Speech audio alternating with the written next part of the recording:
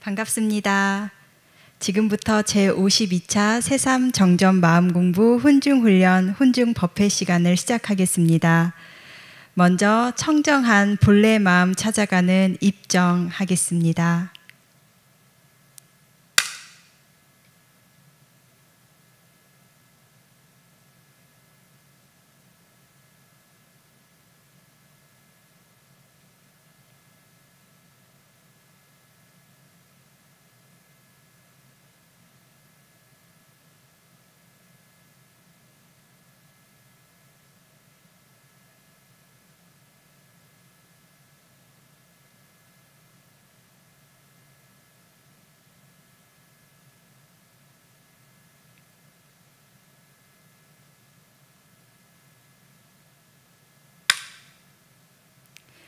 두 손을 합장하시고 설명 기도를 모시겠습니다.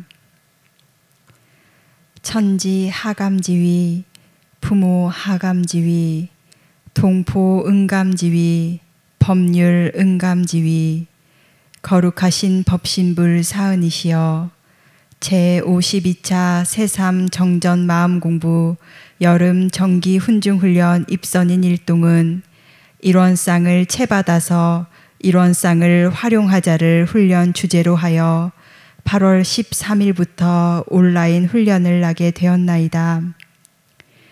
대종사님의 거룩하신 가르침으로 심신을 단련하기 위해 모인 모든 입선인들이 법신불 사한님의 훈염하시는 품속에서 훈련과 오늘의 훈증법회를 받들 수 있도록 베풀어 주신 은혜에 감사드리옵나이다.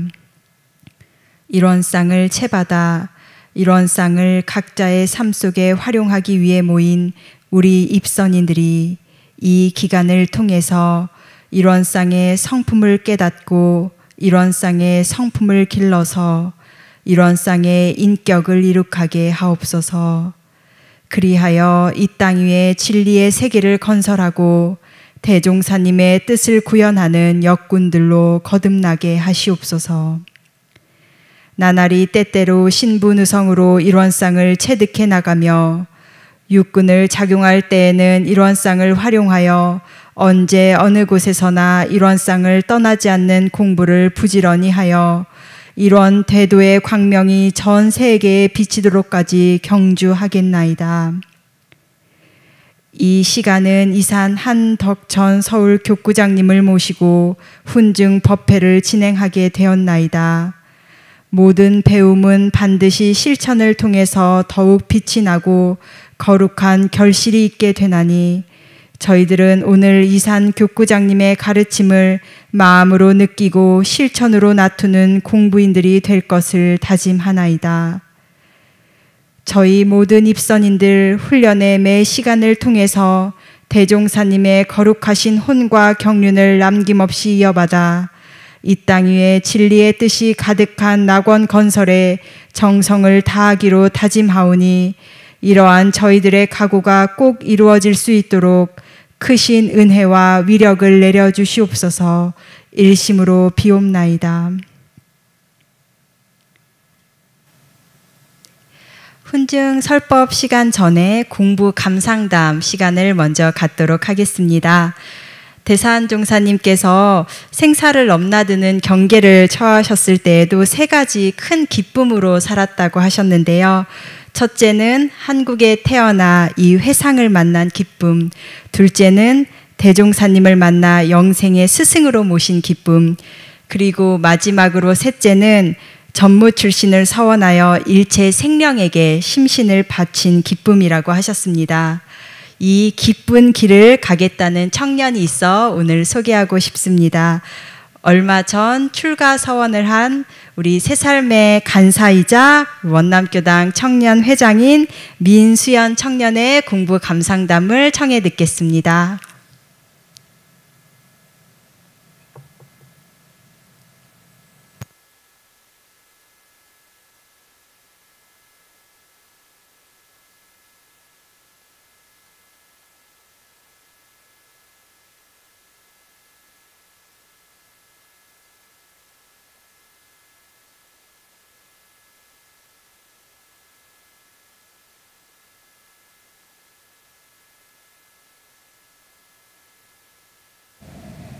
시민선방에서 공부하던 중 출가 서원을 한 민수연입니다. 제가 지난 겨울 훈중훈련 때 총부에서 공부담을 발표했는데 그거를 몇몇 분은 출가 감상담으로 알고 계시더라고요. 근데 이번에는 진짜 출가 감상담입니다. 저는 어릴 때 이후로 이제 교당에는 발길을 끊고 조금 어두운 청소년기를 보내기도 했고 공부는 내 길이 아니다 하며 실용음악을 전공하기도 했습니다. 하지만 그걸 평생 직업으로 삼기는 또 싫어서 졸업 후에는 여기저기 돌아다니면서 돈이나 많이 벌자 그리고 여행도 하자 하는 마음에 승무원에도 도전을 했습니다. 그게 어느덧 3년 전 이야기입니다. 진로 고민 중 접한 원대학 인성교육을 통해 한 학기 한 학기 변해가는 제 모습에 많이 놀랬고 이 모든 걸 세상 사람들이 다 알아야 한다 하는 생각에 그렇게 싫었던 공부가 절로 하고 싶어졌습니다. 그래서 뒤늦게 상담 공부도 시작했습니다. 이 과정 속에서 자연스레 시민선방에 정착했습니다. 우산종사님의 담담하시면서도 지극히 사실적인 설법 말씀이 참 좋았고 원학습이 철저히 교법의 바탕에서 만들어졌다는 것을 느끼면서 점점 스며들었습니다. 그렇게 원남교당 청년법회에도 참석하고 새삼 하와이 훈련에도 다녀왔습니다. 또 상시 기간마다 시민선방에 돌아와 일과를 지키며 공부하는 예비 교무님들의 모습이 참 좋아 교법 공부하러 가신다 하면 뭐 알아듣든 못 알아듣든 그냥 막 일단 따라갔습니다. 그리고 매 훈중훈련마다 스승님들의 크신 훈중하에 신심도 많이 나고 더 단단해졌습니다. 작년에는 새삼의 간사가 돼서 우산종사님 옆에서 공부도 하고 선방 일도 돕고 영산대 수업에도 따라다녔습니다.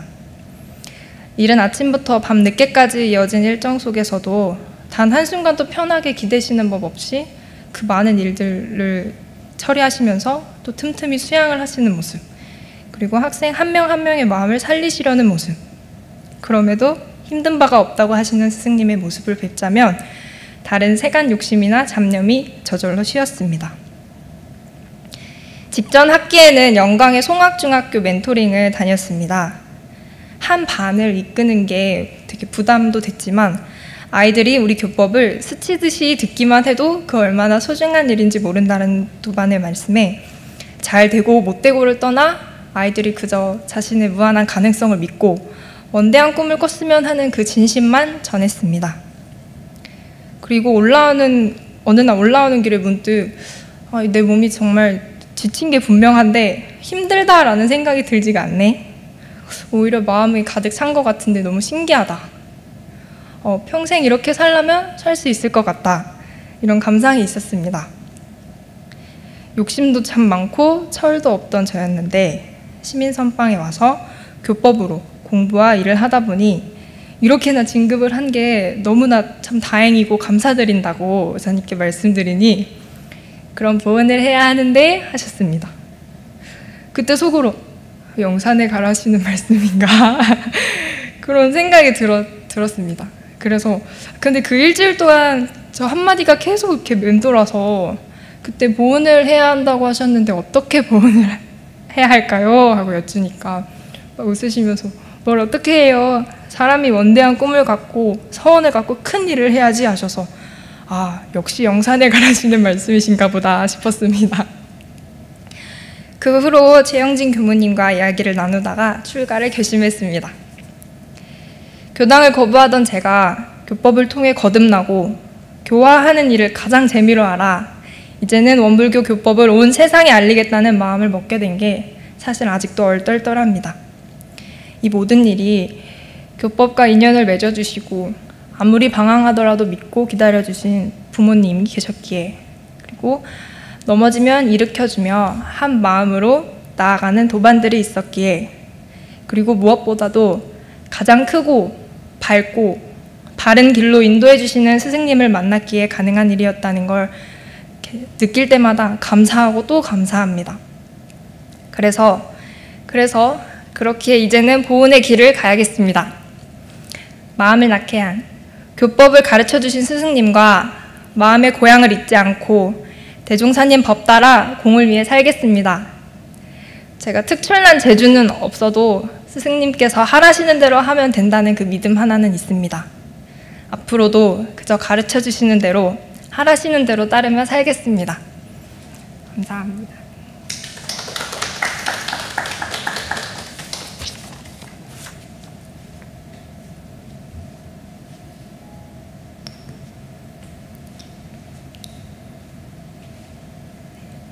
이어서는 훈증 설법 말씀 시간입니다. 이산 한덕천 교구장님 모시고 오늘의 훈증 설법 말씀을 받들도록 하겠습니다.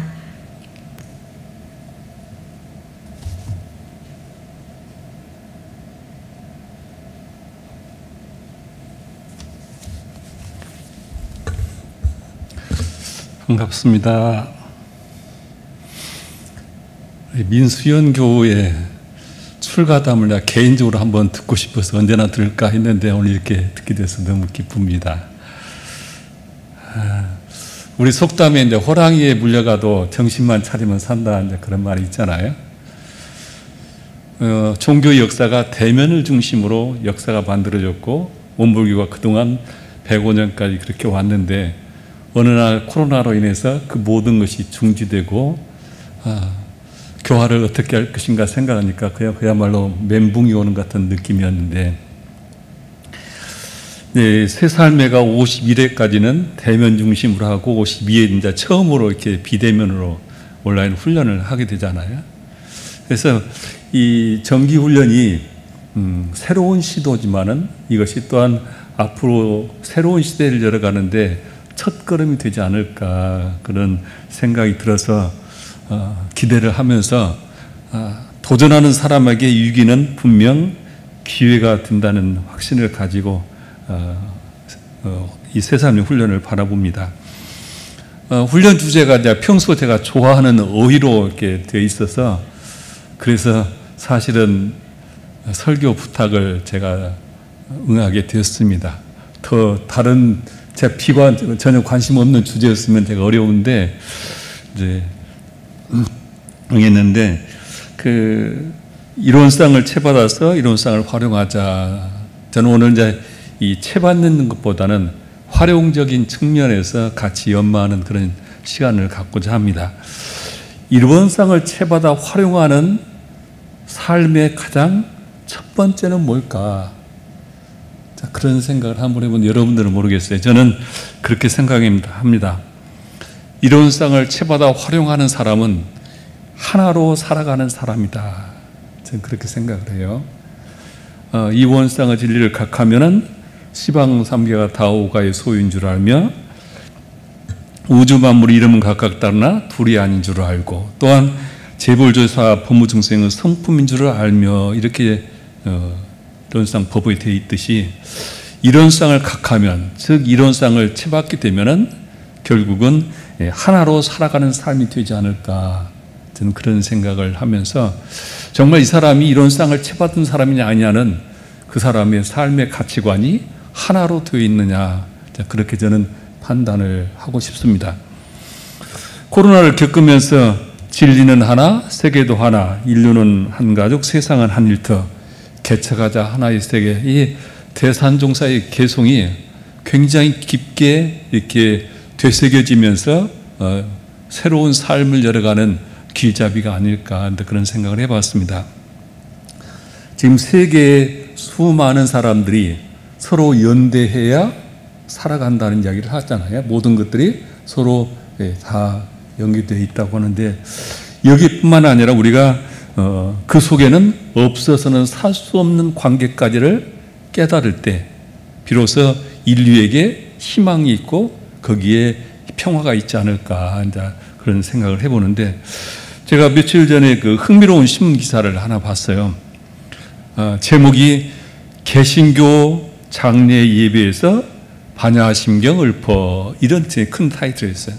그래서 호기심이 가잖아요. 그래서 이제 그 기사를 봤는데 내용은 이런 얘기입니다.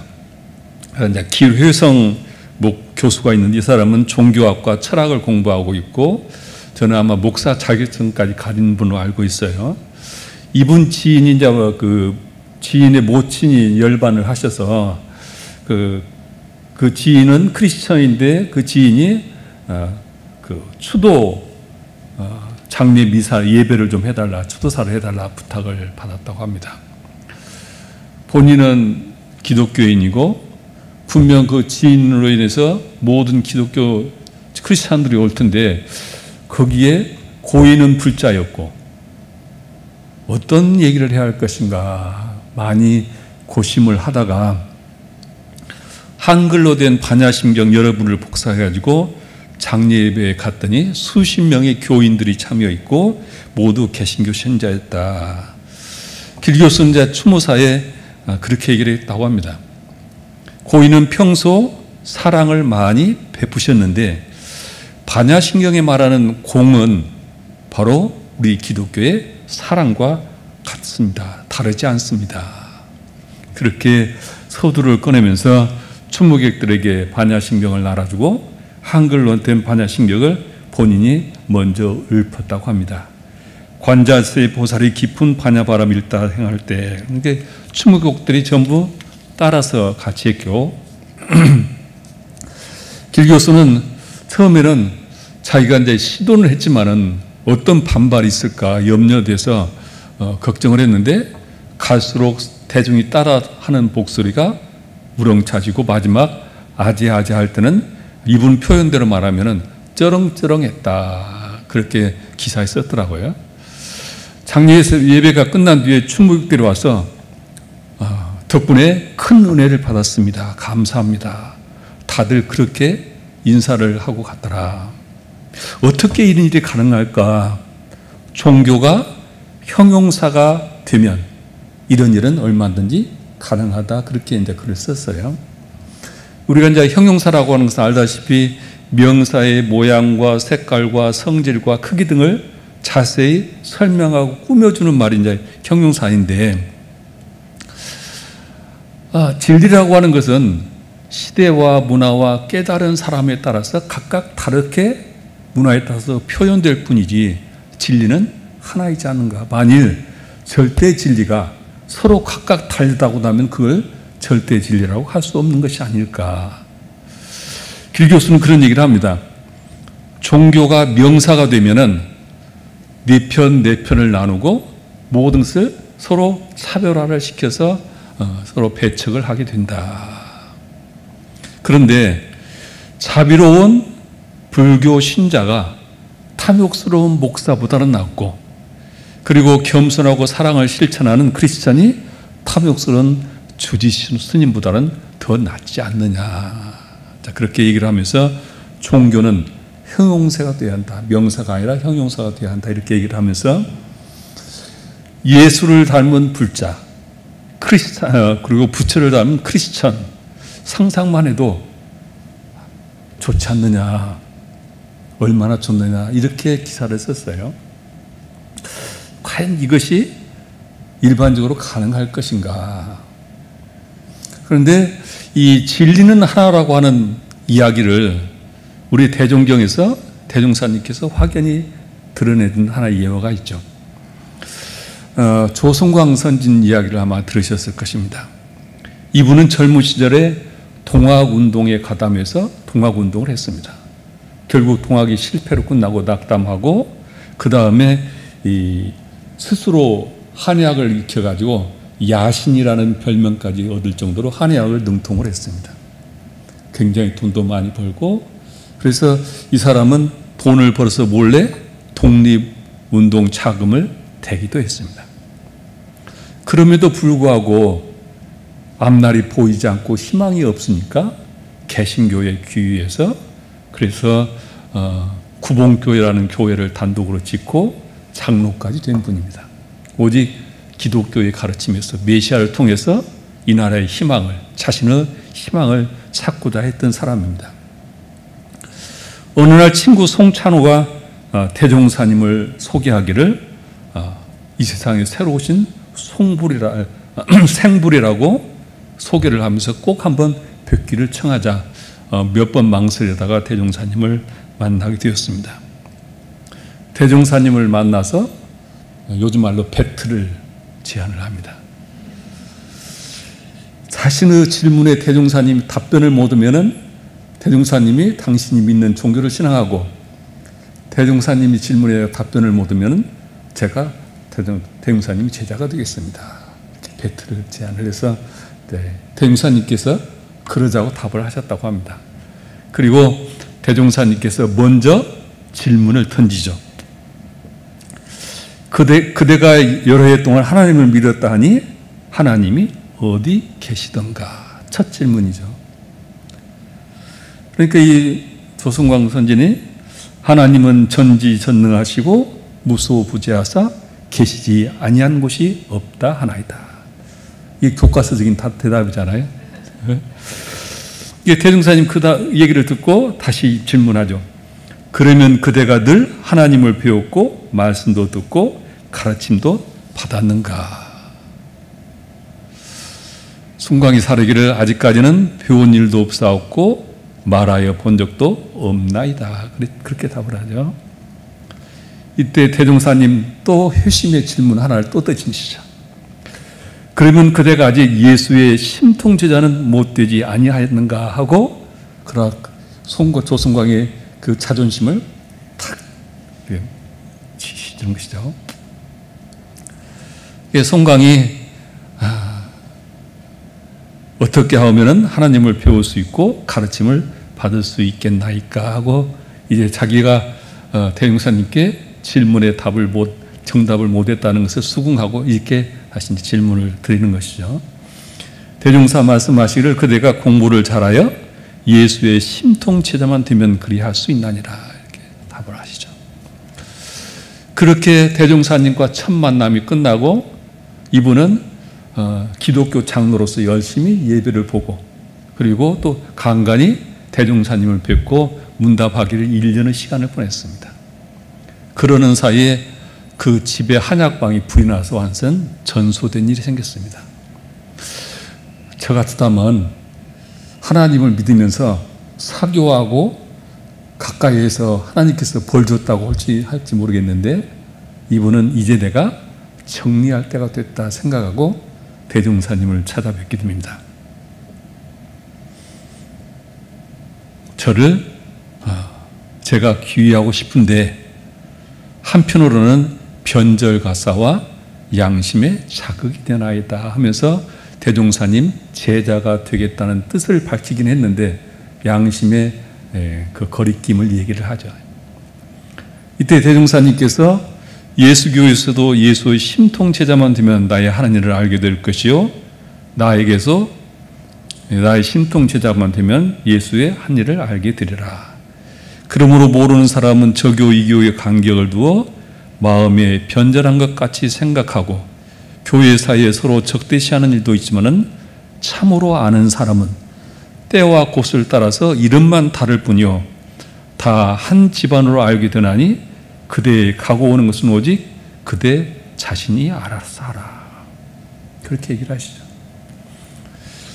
그래서 송광이 일어나서 절을 하고 허락을 다시 청하니까 대종사님께서 나의 제자된 후라도 하나님을 신봉하는 마음이 더 두터워져야 나의 참된 제자니라 이렇게 말씀을 하시죠.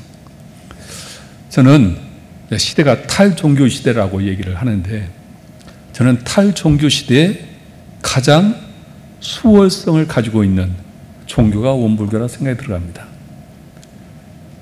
어느 종교든지 다 안을 수 있고 함께 할 수 있는 것이 대종사님의 이런 가르침이다. 우리가 하나의 가치관으로 종교를 바라보고 세상을 바라다보고 삶을 들여다보면 우리는 큰 삶을 큰 세상에서 살아갈 수 있다고 봅니다. 저는 원불교를 통해서 얻은 가장 큰 축복은 이 하나의 이치를 알게 되었다는 것입니다.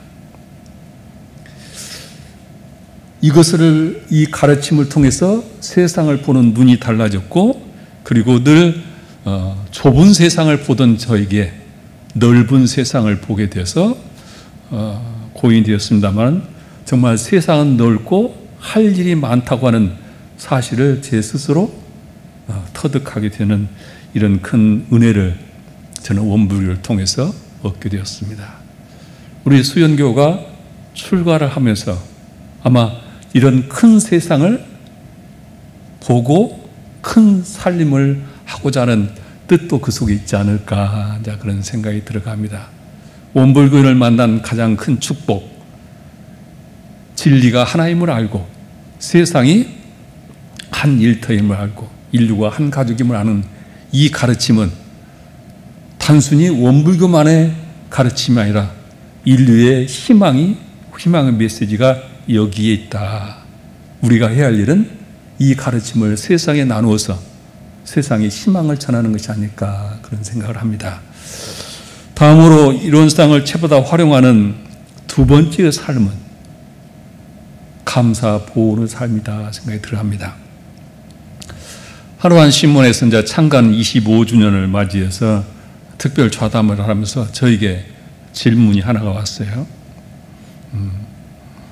코로나가 발생한 원인이 무엇인지 교법적으로 얘기를 해달라, 그런 질문이었어요. 그래서 제가 그런 얘기를 했습니다. 인간의 탐욕이 불러온 재앙이다.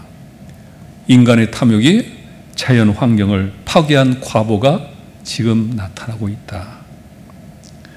인과 없어서는 살 수 없는 인과의 관계의 무지에 의해서 인류가 지금 이 고통을 당한다. 저는 그렇게 답을 했습니다. 인간의 필요를 위해서는 지구 하나면 됩니다. 그런데 인간의 탐욕을 위해서는 지구가 서너 개 있어도 모자란다고 하는 간디의 말처럼 아마 우리 인간의 욕구를 다 채우려면 이런 지구가 몇 개가 있어도 아마 부족하지 않을까, 그런 생각이 들어갑니다. 우리는 더 많은 것을 갖고자 합니다. 더 편한 삶을 추구하고 있습니다. 우리가 아무리 절제하려고 해도 물질은 눈덩이처럼 굴러가 커지듯이 계속 개벽이 됩니다. 물질이 개벽이 되면 될수록 인간의 탐욕은 더 커지게 되어 있습니다. 그래서 인간은 물질의 노예가 되어가는 것이죠. 홈쇼핑이 우리를 자꾸 물질에 눈뜨게 하고, 홈쇼핑 보고 있으면 지름신이 절로 등 내리잖아요. 전혀 생각하는 것도 사고 싶잖아요. 자, 이런 세상, 앞으로 지금보다는 더 개벽되는, 물질에 개벽되는 세상에 우리는 어떻게 살아야 할까? 세상 사람들은 소유의 양으로 성공 척도를 삼죠. 소유가 욕구가 커지면 클수록 세상은 불평등이 커지고 갈등이 커질 수밖에 없습니다. 자, 이런 세상에 우리는 어떻게 살아야 할까? 우리 새 삶의 모든 훈련객들은 어떻게 살아야 할까? 저는 대종사님의 법문으로 그 실마리를 한번 찾아봤으면 좋겠어요. 제자 중에 담소를 나누던 중 대종사님께 이런 얘기를 하죠.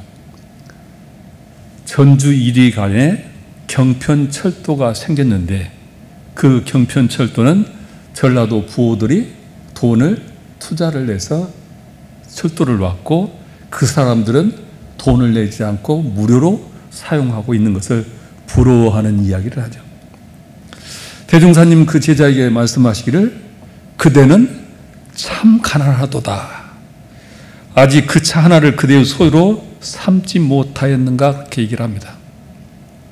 그 제자가 이 경편차 하나를 살려면 돈이 엄청나게 들어갈 텐데 어떻게 그것을 소유한다는 말씀입니까? 그런 얘기를 하죠. 원문은 그대로 아닙니다. 제가 그냥 제 해석에서 편집해서 하는 것이니까 왜 대종사님 말씀 그대로 안 하냐고 하지 마세요. 대종사님께서 그대를 가난한 사람으로 하는 것은 그대가 설사 경편차 하나를 소유한다 하더라도 나는 그대를 부유한 사람이라고 하지 않을 것이다. 그러시면서 나는 전주의 경편차뿐만 아니라 나라 안의 차와 세계의 모든 차까지도 다 내 것으로 삼지옵혀서 오래되었나니 그들은 이 소식을 아직도 모르는가? 어때요? 새 삶의 모든 회원들은 그대들은 아직도 이 소식을 모르십니까? 아십니까? 대종사님께서는 이 세상의 모든 것을 다 당신의 소유로 삼았다고 하셨습니다. 얼마나 부자야 세계를 다 내 것으로 소유를 삼을 수 있을까요? 제자가 대종사님의 말씀 뜻을 전혀 헤아릴 수가 없습니다. 그러니까 대종사님께서 그 난감해하는 제자 이야기를 듣고 이렇게 얘기를 하시죠. 기차 하나를 소유하려면 거의 그 자금이 일시에 들어가고 운영하는 데 책임을 담당하여 많은 괴로움도 받아야 할 것이고, 그리고 그렇다고 하시면서 나의 소유하는 법은 그와 달라서 단번에 거액을 들이지 않아도 되고, 그리고 그걸 운영하면서 머리 아프고 고민할 것도 없다. 나는 다만 어디를 가게 되면은 그때 얼마씩 요금만 지불하고 내 마음대로 이용하는 것이니, 주야로 쉬지 않고 차를 운전하며 우리 철도를 수선하며 우리 사물을 관리해주는 모든 일꾼들이 그들의 급료와 비용이 너무 싸지 않은가, 그렇게 얘기를 하셨죠. 소유하되 소유하지 않는 자유를 여러분들 아셨으면 좋겠어요. 소유하되 일찍의 소유에서 벗어나는 지혜를 우리 새 삶의 모든 선객들은 알으셨으면 좋겠어요.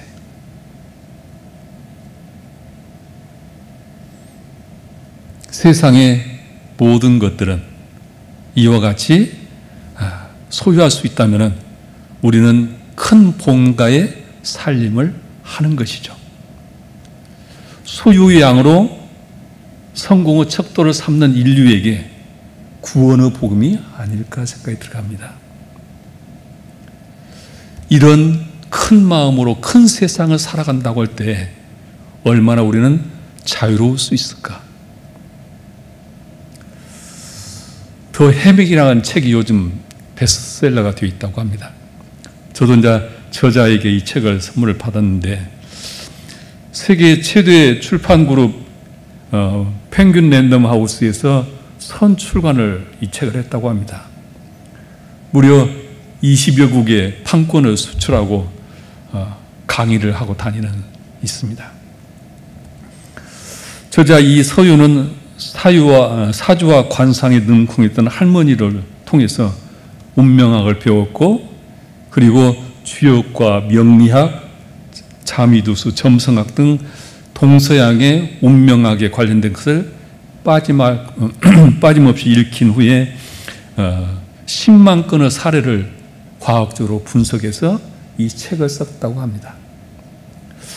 저자가 전하는 핵심은 가지지 못하는 것보다는 가진 것에 집중하고 감사하는 습관을 들이면 부와 행운이 따른다. 이것이 책 전체의 핵심적인 내용입니다.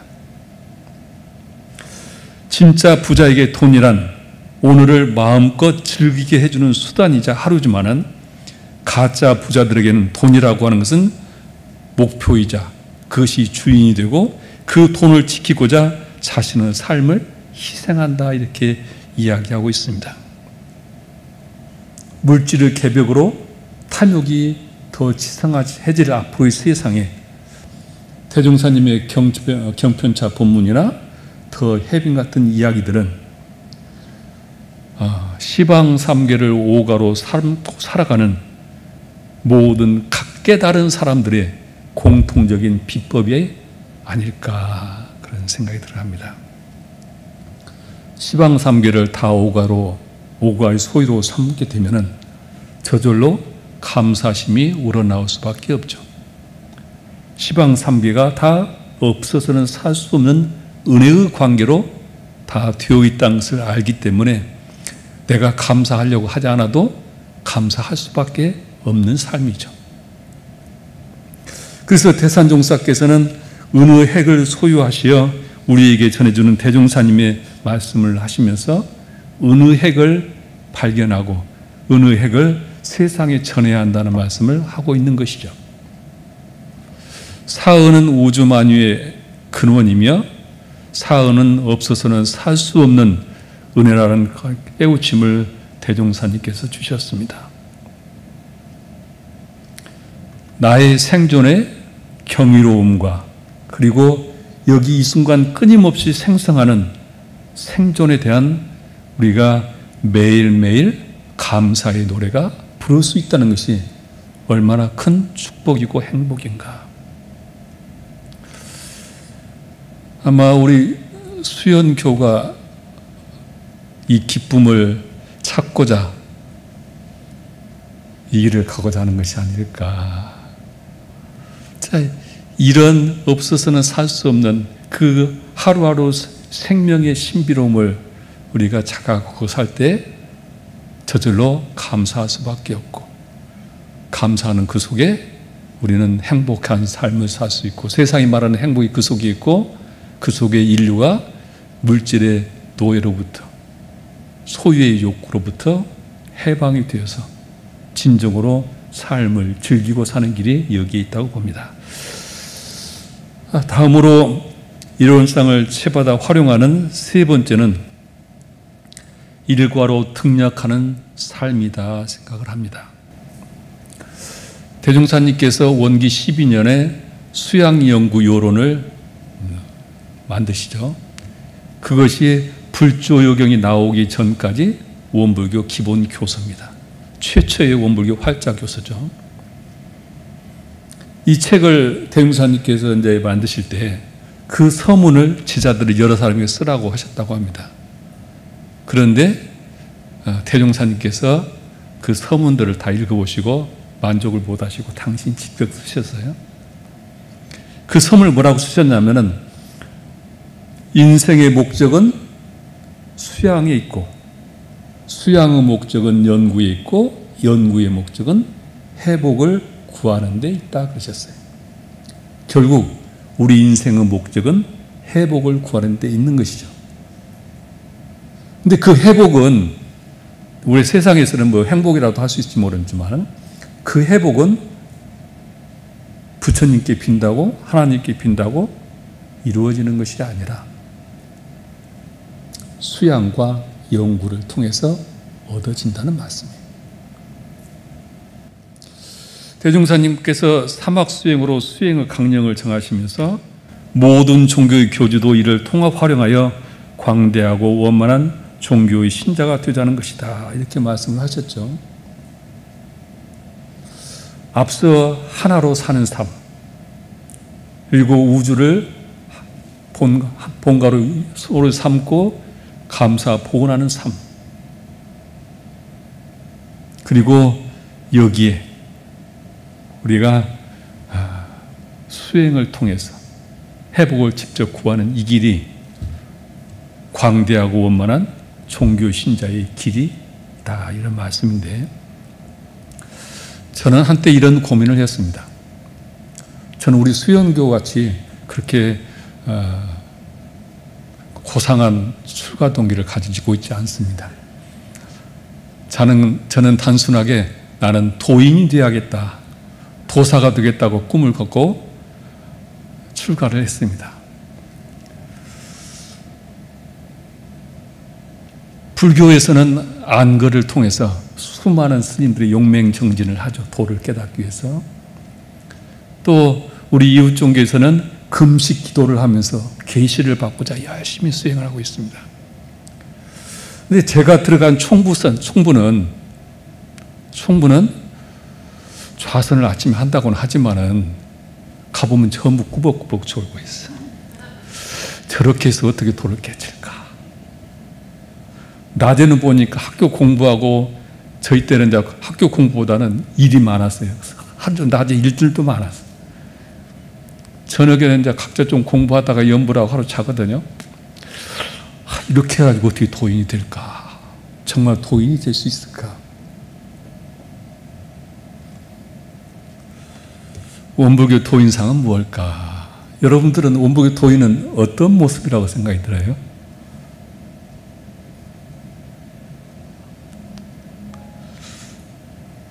어느 분이 저에게 와서 이야기를 나누정 이렇게 얘기를 했어요.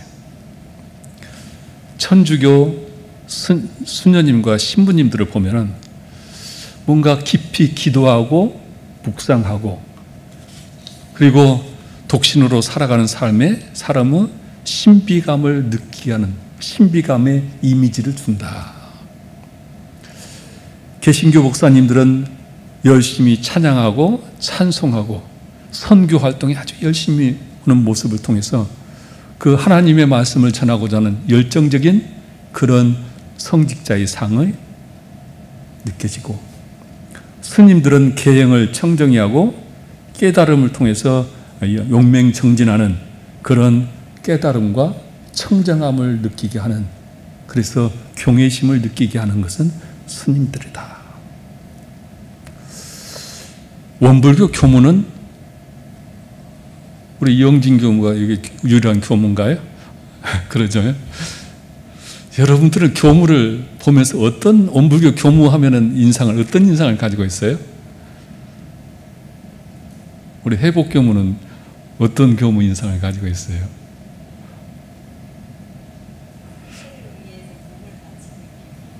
네, 참 그 고상하게 표현을 하시네요.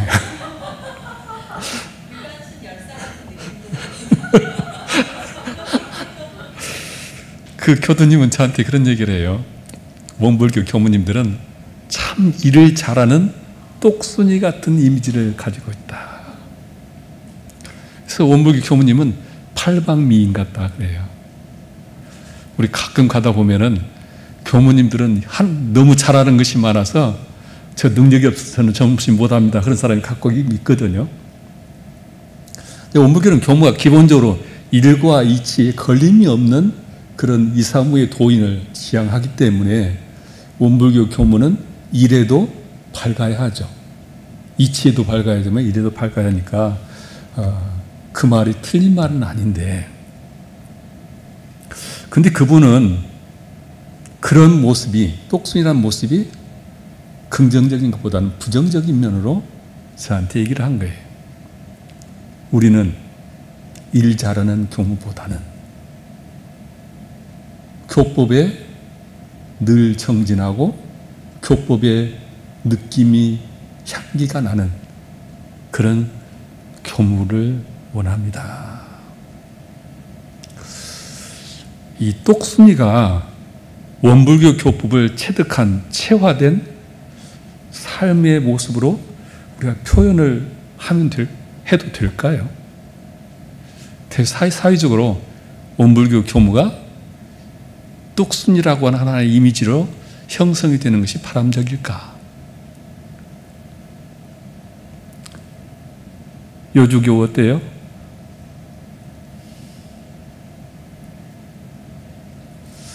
저는 그분의 이야기를 듣고 상당히 충격적이에요. 한 번도 저는 그런 생각 안 하다가 그분 얘기를 듣고 충격이었어요. 내가 평생 몸바쳐 살아가야 할 교무의 길이 그런 이미지로 교도들에게 세상에 이미지 된다면 과연 내가 원하는 도인의 길이 될까? 내가 원하는 삶이 될까?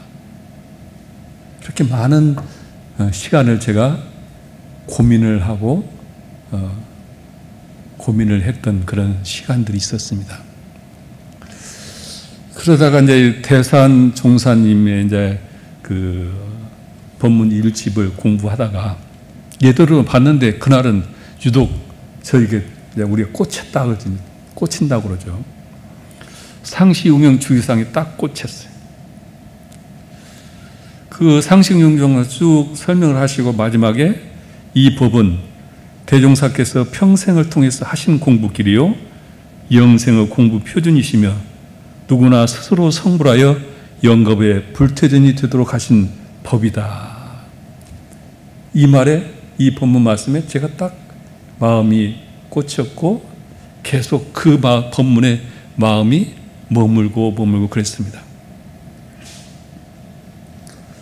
그러면서 이 상시 응용 주의사항의 원불교 교무의 정체성을 찾아야 하지 않을까, 그런 생각을 했습니다. 그러면서 그 법문을 연마를 했는데, 그러다가 태산종사님으로부터 매일 일상수용요법 9와 상수용상 6조로서 공부의 강령을 삼아가되 아침은 수양 정진 시간, 낮은 보온 본공 시간, 밤에는 참회 반성 시간으로 하라. 이 수도인의 일과의 법문을 받들게 됩니다. 교법과 둘이 아닌 생활, 현대판 도인은 바로 이렇게 상시응용 교법대로 살아가는 사람이 아닐까, 그런 생각을 하면서 제가 중도훈련 근무하면서 어떻게 하면은 이 상시응용 주의사항을 모든 교무님들이 나만큼 환희심으로 받들고 삶에서 그것을 체화할 수 있게 할까, 어떻게 하면 그 환경을 만들까, 그런 고민을 하면서 이제 훈련원을 제가 이제 근무를 했었고, 그러던 중 이제 좌산 종목사님께서 일과에서 등락하자, 이렇게 법문을 내리셨어요. 이 법문은 대산종사님 일과에도 맥을 대고 있고 상시응용 주의사항과도 맥을 가지고 있는 법문 아니에요? 코로나 이후에 이제 종교계는 성직자에 의해서 일방적으로 가르침이 전해지는 그런 시대가 아니라 각자가 자기의 필요에 의해서 스스로 수행하는 자발적인 수행 문화로 바뀔 거라고 생각을 합니다. 많은 사람들이 그렇게 예측을 하고 있고 저도 그렇게 예측을 합니다. 이미 세상에는 자기의 필요에 의해서 요가라든지 또 타종교 경전 공부를 한다든지 원불교를 믿지 않지만, 불교를 믿지 않지만 이 유튜브를 통해서 수많은 법문들을 들어가면서 자기 스스로가 수행을 해가고 있습니다. 세상에는 출가를 하지 않았지만 출가자 못지않게 수행하는 사람이 굉장히 많아지고 있습니다. 이런 상을 채받아 활용하는 것은 결국 생활 속에서 수행하는 것이다. 그것은 바로 일과에서 등력하는 삶이다. 이런 말씀입니다. 오늘의 말씀을 결론적으로 말하자면 진리는 하나, 세계도 하나, 인류는 한 가족, 세상은 한 일터, 개척하자 하나의 세계라고 하는 대산종사의 가르침이 우리 삶에 확고하게 뿌리를 내리고 그런 삶을 살아가는 지혜가 우리가 열렸으면 좋겠습니다.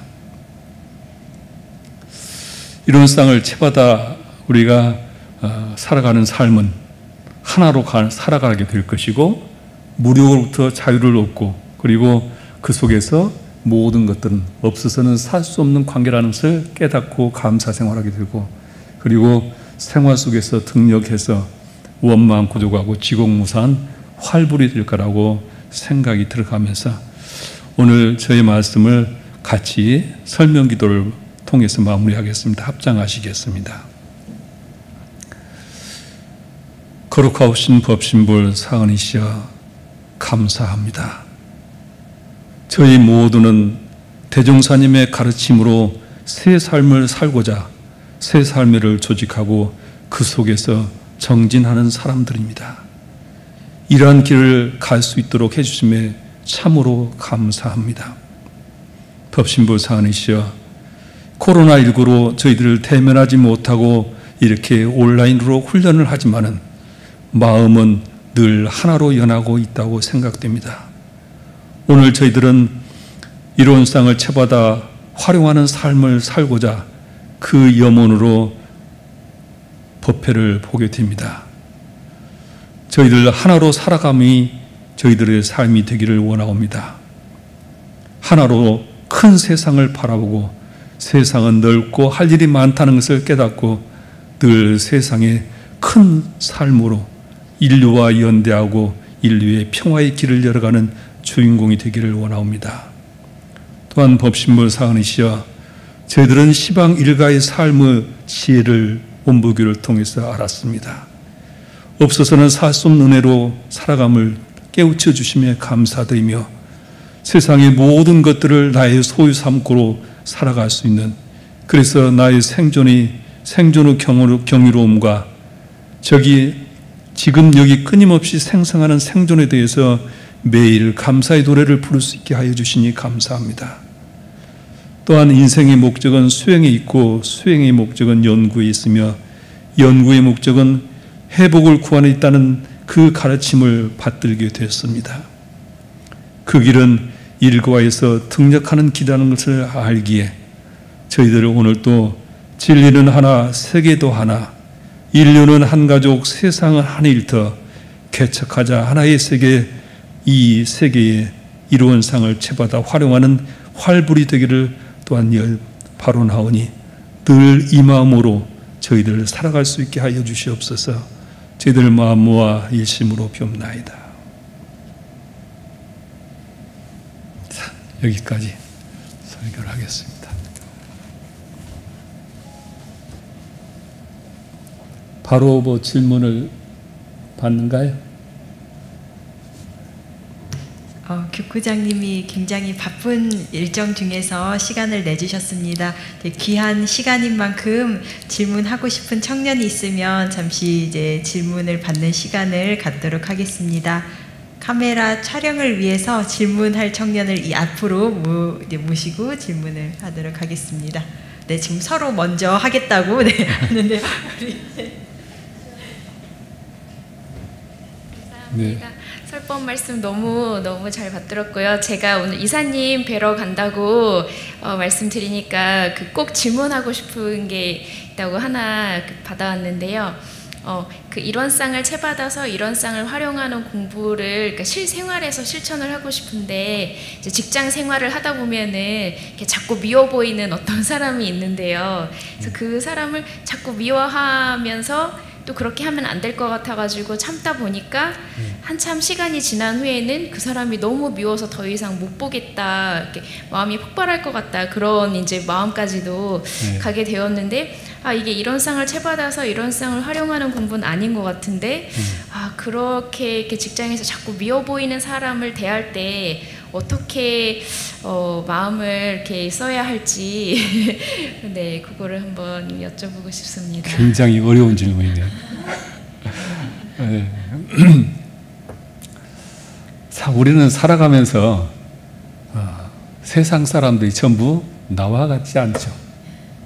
그렇잖아요. 나와 같다면은 그 갈등이 그렇게 뭐가 있겠어요? 근데 세상을 쌍둥이로 태어나도 나하고 같은 사람은 한 사람도 없어요. 그래서 나와 같은 사람이 한 사람도 없는데 우리는 나와 같이 똑같은 삶, 생각을 하는 사람을 늘 찾고 있습니다. 나의 뭐 상을 내가 생각하는, 내가 원하는 사람이 있잖아요. 근데 그 상을 가지고 바라보면은 100% 그 만족을 줄 수 있는 사람은 세상에 하나도 없는 것이죠. 어떻게 할까? 어떻게 할까? 가장 근원적인 것은 저는 그렇게 생각을 해요. 내가 원하는 사람, 그 상을 놓아야 한다. 그 상을 놓지 않고는 어디를 가도 자기에게 만족한 사람은 없을 거다. 자, 근데 그 상을 놓기가 너무 어려운 것이죠. 근데 그 상을 놓아야겠다고 여러분들 수행인이라 더 그러죠. 그러면은 이중으로 갈등이 오는 거죠. 교리를 몰랐을 때는 그냥 미워만 하면 되는데 교리를 알고 보니까 미워하는 마음과 그래서는 안 된다는 두 가지 마음이 더 과정이 돼서 차라리 모르는 것이 낫죠. 그냥 한 번만 미우면 되는데.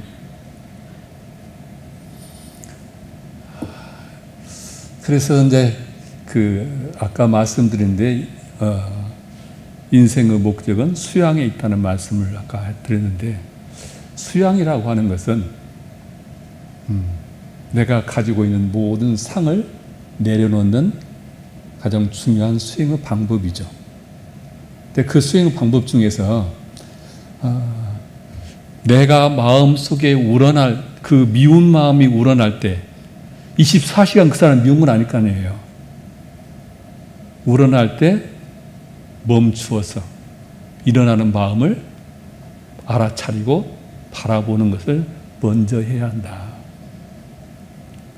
바라보면은 이게 그 사람을 미워하는 내 마음이 들여다 보이죠. 그리고 그것을 내가 그 알아차리는 마음이 잘했냐 못했냐를 평가하지 마시. 그냥 알아차리면 돼요.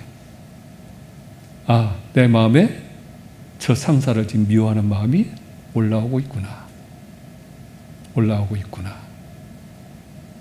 그렇게 바라보기만 하면은 시간이 지나면은 나도 모르는 사이에 내가 가지고 있는 상이 이제 무너지게 될 겁니다. 더 깊게 얘기하면은 주객이 없는 그 자를 깨치라고 했지만 그것은 직장인 다니는 우리 이 초보자한테는 너무 요원한 이야기고, 그냥 알아차려라. 내가 지금 내 욕심으로 내가 원하는 상을 가지고 지금 저분을 바라보고 있구나를 알아차리라. 그렇게 답을 하고 싶어요. 이제 할 수 있을 것 같습니다. 감사합니다.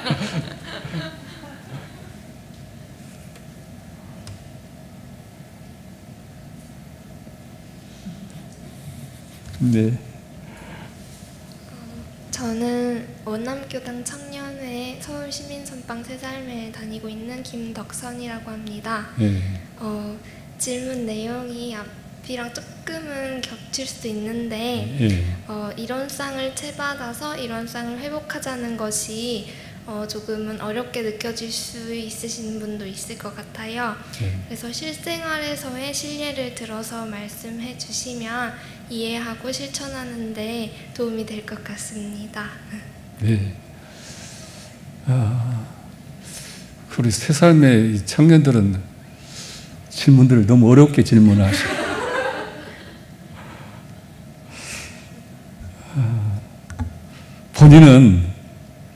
본인이 생각하는 본인의 지금 생각 속에서 이런 상을 채받아 활용하는 것은 지금 원부교를 모르는 사람이라든지 아직 초보자라든지 이런 사람들한테 질문이 왔다고 하면 어떻게 답을 하고 싶어요?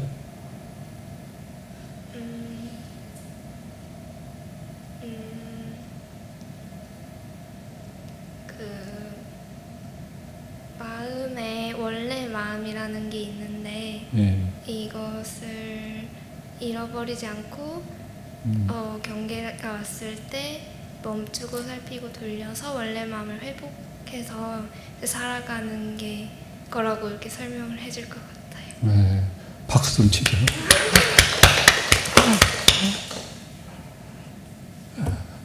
아마 이제 우리의 가르침 불교의 법이라고 하는 것은, 불법이라고 하는 것은 84,000가지로 그 상황에 따라서, 그 사람에 따라서, 그 근기에 맞춰서 대답을 해야죠. 똑같이 누구나 적용될 수 있는 답은 없어요. 그렇죠? 그래서 여러분이 이제 문답을 할 때는 이제 답을 하려고 하지 말고 먼저 상대방한테 물어서 그 사람은 어떠한 관점에서 그런 질문을 하고 있는가, 그걸 먼저 파악하는 것이 중요할 것 같아요. 그런 다음에 그 사람에 맞게 대답을 해야 한다. 아까 제가 이제 새살매 설교를 할 때는 이런 쌍을 채받아 활용한 측면에서 하나로 살아가는 삶, 감사 보온의 삶, 그리고 일과로 등력하는 삶이다. 여기 있는 새살매 단원들은 이렇게 대답하면 다 이해를 할 수 있는 대답이에요. 그런데 초입자한테는 그렇게 질문하면 서로 교감이 이루어지지 않는 부분이죠. 그래서 지금 아까 이 본명이 김법 덕선이요. 덕선 김덕선 교우. 자, 덕선 교우가 얘기한 대로 우리의 본래 성품 자리는 요란함도 어리석음도 그름도 없는 것인데 경기를 따라서 우리가 마음 공부를 통해서 그 자리를 회복하자는 것이 이런 쌍을 채받아서 활용하는 길이다. 저 대답도 누군가에게는 아하 그렇습니다. 그렇구나 답이 될 수도 있을 거예요. 그래서 이제 채받아 활용하는 길은 정답이 따로 있는 것이 아니라 그 상대를 따라서 그 상대가 공감할 수 있는 대답을 하시라. 전체 내용은 여러분들이 이론상을 채받고 활용하는 것은 다 머릿속에는 있지만 그것을 설명하는 것은 대상에 맞게 하시라. 그렇게 얘기를 하고 싶어요. 덕선교가 얘기한 것도 그 속에서 정답이 있으니까 다시 더 언급은 않겠습니다. 예. 감사합니다.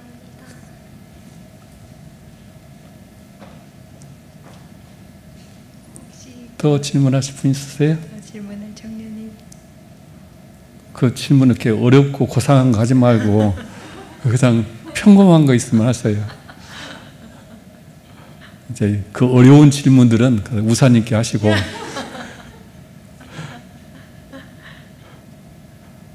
자, 없으면 맞춰도 되겠습니까? 네. 예, 감사합니다.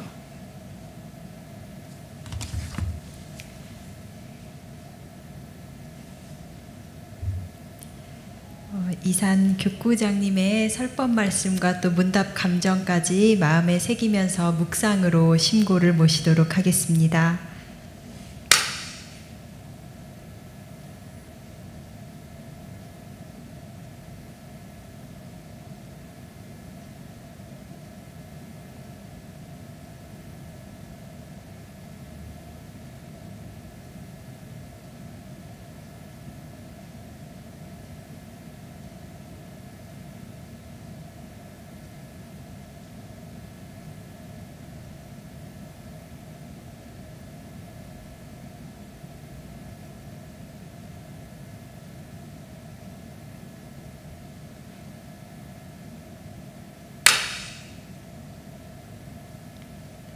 네, 오늘 교구장님 모실 수 있어서 너무나 뜻깊고 감사한 시간이었습니다. 저희들이 그 가르침을 잘 실천해서 또 크게 보은하도록 하겠습니다. 이상으로 제52차 새삼 정전 마음공부 훈중훈련 훈중 법회 시간을 원만히 마치겠습니다.